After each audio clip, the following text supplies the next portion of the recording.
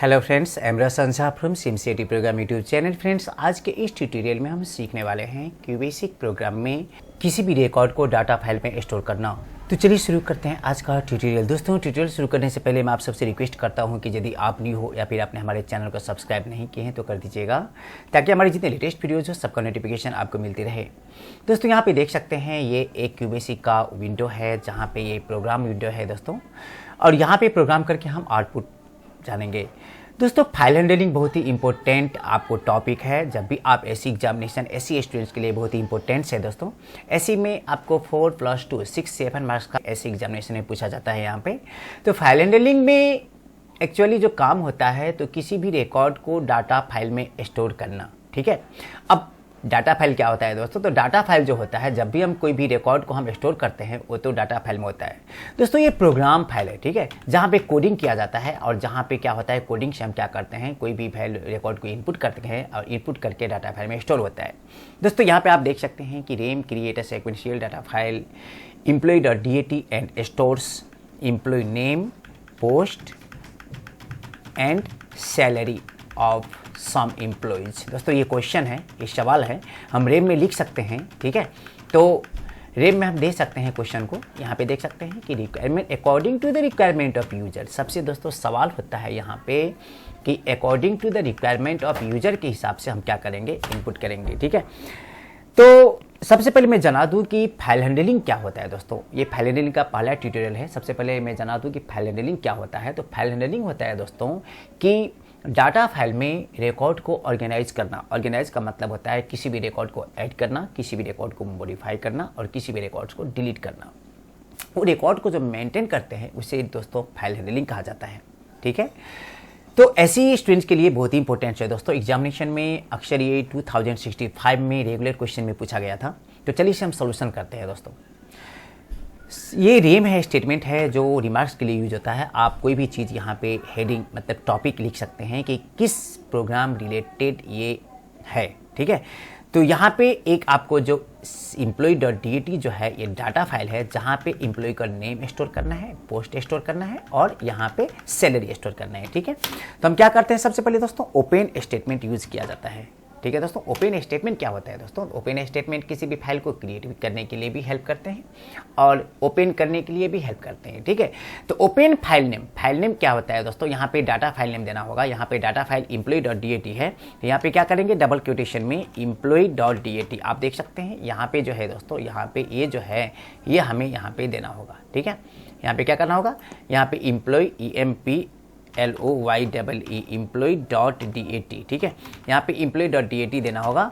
इसके बाद में फोर एक सिंटैक्स है दोस्तों, और यहाँ पे मैं जना दूँ, यहाँ पे मोड देना होता है। जब फाइल हैंडलिंग में आप काम करते हैं तो 3 मोड्स ऑफ फाइल हैंडलिंग होते हैं। मतलब फाइल हैंडलिंग में 3 मोड में काम किया जाता है। एक होते हैं दोस्तों इनपुट मोड, दूसरा होते हैं आउटपुट मोड, तीसरा होते हैं अपेंड मोड। हर मोड का अलग अलग काम होता है। पहले मैं दोस्तों यहाँ पे जना दूँ आउटपुट मोड क्या होता है, ठीक है। यहाँ पे क्या करेंगे, आउटपुट मोड क्या होता है? तो किसी भी फाइल में, डाटा फाइल में रिकॉर्ड को स्टोर करना काम होता है, ठीक है। जैसे यहाँ पे देख सकते हैं कि employee.dat है और यहाँ पे क्या है, employee name, post and salary store करना है। तो यहाँ पे एक सीक्वेंशियल डाटा फाइल क्रिएट भी करना है और स्टोर भी करना है। तो इसके लिए क्रिएट एंड स्टोर के लिए हमें आउटपुट मोड देना होता है दोस्तों। नॉर्मली मैं बता दूं कि अगर यहाँ पे स्टोर्स अगर दिया है, ठीक है, स्टोर्स क्रिएट और स्टोर्स दिया है तो समझ लेना है कि आउटपुट मोड यहाँ पे देना है। तो open employee.dat for output as H1। दोस्तों H1 जो है यहाँ पे फाइल नंबर, H2 भी दे सकते हैं, 3 भी दे सकते हैं, 1 से लेके 255 तक दे सकते हैं, ठीक है। ये दोस्तों ओपन फर्स्ट लाइन हो गया, ठीक है। इसके बाद हम क्या करेंगे दोस्तों, यहाँ पे इनपुट स्टेटमेंट चलना होगा, क्योंकि यहाँ पे एम्प्लॉय नेम स्टोर करना होता है और पोस्ट स्टोर करना और सैलरी स्टोर करना। दोस्तों यहाँ पे इनपुट जो स्टेटमेंट यूज करेंगे, इनपुट अब क्या करेंगे, यहाँ पे enter the name of employee, ठीक है। यहाँ पे सेमीकोलन देंगे, यहाँ पे एंडलर देंगे, ठीक है। तो एंडलर दोस्तों क्या होता है, एक वेरिएबल होता है। नॉर्मली प्रोग्राम में मैंने ऑलरेडी ट्यूटोरियल में रख चुका हूँ कि वेरिएबल 2 तरह के होते हैं, स्ट्रिंग वेरिएबल और न्यूमेरिक वेरिएबल। तो दोस्तों enter the name of employee जो होते हैं दोस्तों, ये स्ट्रिंग होते हैं, कलेक्शन ऑफ अल्फाबेट्स होते हैं, इसीलिए दोस्तों यहाँ पे एंडलर है, ठीक है। अब क्या करेंगे, सेकंड में यहाँ पे इनपुट करेंगे, ठीक है। यहाँ पे इंटर द पोस्ट। अब ये जो एम्प्लॉय है, एम्प्लॉय का पोस्ट क्या है, तो पोस्ट हम क्या करेंगे दोस्तों, यहाँ पे $P। पोस्ट के $P क्यों यहाँ पे, ये दोस्तों स्ट्रिंग वेरिएबल यहाँ पे देना होगा, क्योंकि पोस्ट मैनेजर होते हैं, एम्प्लॉय होते हैं, असिस्टेंट होते हैं, इंजीनियर होते हैं, इसीलिए दोस्तों यहाँ पे डॉलर देना होता है। नंबर 3 में क्या होता है दोस्तों, इनपुट इंटर द सैलरी। यहाँ पे क्या करेंगे, इंटर द सैलरी। ठीक है, तो सैलरी जो होते हैं दोस्तों, यहाँ पे न्यूमेरिक वेरिएबल देना होगा, क्योंकि सैलरी 10,000 होते हैं, 20,000 होते हैं। ठीक है, तो इस तरह हम क्या करेंगे, यहाँ पे न्यूमेरिक वेरिएबल यहाँ पे दोस्तों हम दे सकते हैं, एसएल सेल दे सकते हैं। ठीक है, तो दोस्तों यहाँ पे जो है इनपुट स्टेटमेंट हो चुका है। अब इसके बाद क्या करेंगे, राइट स्टेटमेंट। राइट स्टेटमेंट का काम क्या है दोस्तों, तो राइट स्टेटमेंट, राइट H1 क्या होता है, it is used to, this statement is used to store the records into the data file और write the records into the data file.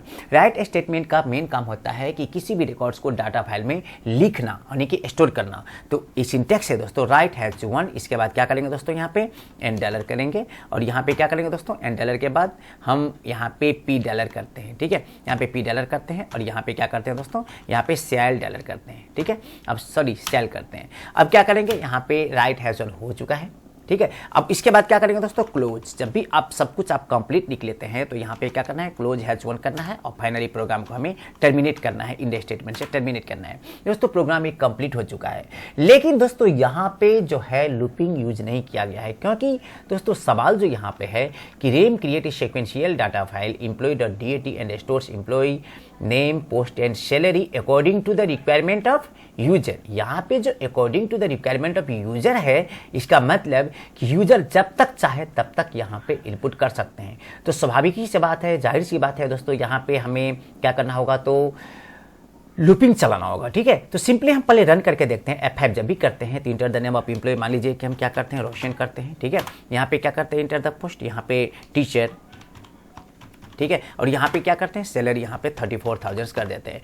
तो दोस्तों ये हो गया, यहाँ पे रिकॉर्ड्स ये ऑलरेडी स्टोर हो चुका है। अब इसको देखने के लिए हमें इनपुट मोड चलना होगा, फिर हम नेक्स्ट ट्यूटोरियल में हम जानेंगे। अब दोस्तों अब क्या है दोस्तों, फिर जितना बार हम F5 करते हैं, ठीक है, F5 करते हैं, फिर यहाँ पे क्या करेंगे, राजन करेंगे। ठीक है, इसके बाद यहाँ पे करते हैं मैनेजर, और यहाँ पे क्या करते हैं, सैलरी यहाँ पे 24,000 करते हैं। तो जितना बार हमें क्या करना है दोस्तों, हम बार बार एक एक करके इनपुट करना होता है, लेकिन दोस्तों हमें रिक्वायरमेंट हिसाब से, यूजर के रिक्वायरमेंट हिसाब से हमें लूप चलना होगा। इसके बाद क्या करेंगे दोस्तों, ओपन स्टेटमेंट के लास्ट में इंड में जाएंगे, और यहाँ पे डू लूप चलना होगा। ठीक है, यहाँ पे डू चलेंगे। ठीक है, तो डू ये जो है एक लूप है दोस्तों। सबसे पहले जाना दो लूप क्या होता है दोस्तों, तो लूप जो होते हैं कि एक मल्टीपल सीरीज प्रिंट करने के लिए लूप यूज किया जाता है। ठीक है, किसी भी कंडीशन को मल्टीपल टाइम्स टास्क वर्क करने के लिए लूपिंग यूज किया जाता है। जैसे आपको सीरीज प्रिंट करना, मल्टीपल वैल्यू को मल्टीपल टाइम्स चलाना। ठीक है, तो यहाँ पे input $N, input post, input salary multiple time चलाने के लिए हमें क्या करना होगा दोस्तों, यहाँ पे डू लूप चलाना होगा। तो डू जब भी क्या होते हैं दोस्तों, यहाँ पे लूप से क्लोज होते हैं। और एक बात मैं जना दूं कि हर लूपिंग जो होते हैं, जितने लूप होते हैं, तो जब तक कंडीशन ट्रू होता है तब तक ही काम करते हैं। तो यहाँ पे दोस्तों कंडीशन है ही नहीं, तो यहाँ पे कंडीशन देना होगा। ठीक है, तो यहाँ पे लूप चलाने से पहले हमें क्या करना होगा दोस्तों, यहाँ पे इनपुट स्टेटमेंट देना होगा। Input do you want to add more records. ठीक है दोस्तों, यहाँ पे एक मैं इनपुट स्टेटमेंट चला हूँ, और $CH किस लिए, तो हम यहाँ पे कंडीशन चलेंगे। ठीक है, अब यहाँ पे क्या करना होगा, लूप। ठीक है, यहाँ पे while $CH equal to capital Y और $CH equal to small y। ठीक है दोस्तों, यहाँ पे स्मॉल y देना होगा। अब यहाँ पे क्या करेंगे दोस्तों, loop while $CH capital Y small y। अब देखिए दोस्तों कितना फैंटास्टिक प्रोग्राम है दोस्तों। जब भी F5 प्रेस करते हैं तो तब तक दोस्तों यहाँ पे जो है आपको इनपुट कर सकते हैं, जब तक आप चाहेंगे तब तक इनपुट कर सकते हैं। जैसे मान लीजिए कि राज है।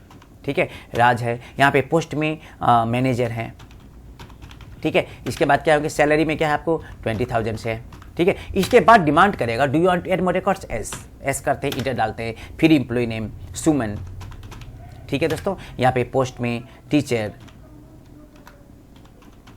ठीक है, अब यहाँ पे क्या करेंगे दोस्तों, यहाँ पे टीचर सैलरी यहाँ पे 60,000, ठीक है। अगर फिर यहाँ पे वाई प्रेस करेंगे तो जितना बार वाई प्रेस करते जाएंगे तब तक क्या होगा, रिकॉर्ड स्टोर होता जाएगा। अगर एन प्रेस करते हैं दोस्तों तो लूप से बाहर आ जाएगा प्रोग्राम, मतलब ये प्रोग्राम मोड में आ जाएगा, ठीक है। आउटपुट मोड से प्रोग्राम मोड में आ जाएगा। तो इस तरह हम क्या कर सकते हैं दोस्तों, हम आउटपुट मोड का प्रोग्राम इस तरह बना सकते हैं। सिंपली सा मैं जना दूं कि आउटपुट मोड जो होते हैं तो किसी भी रिकॉर्ड को डाटा फाइल में स्टोर करना होता है, ठीक है, फाइल को क्रिएट करना और स्टोर करना। जबकि प्रोग्राम में ऑलरेडी दोस्तों यहाँ पे दिया गया है कि क्रिएट सीक्वेंशियल फाइल, एक सीक्वेंशियल फाइल क्रिएट करना है, से फाइल का नाम क्या है, employee.dat, स्टोर करना है। तो इसके लिए हमें दोस्तों आउटपुट मोड यहाँ पे देना होगा। मैं फिर एक बार जना दे रहा हूँ कि अगर प्रोग्राम में स्टोर अगर लिखा है, स्टोर द रिकॉर्ड्स और क्रिएट ए सीक्वेंशियल फाइल, तो आउटपुट मोड यहाँ पे देना होगा, ठीक है। तो आज का ट्यूटोरियल था जिसमें हमने सीखा कि फाइल हैंडलिंग प्रोग्राम में, क्यूबेसिक में फाइल हैंडलिंग में आउटपुट मोड उपयोग करके हम किस तरह डाटा रिकॉर्ड्स को हम डाटा फाइल में स्टोर कर सकते हैं।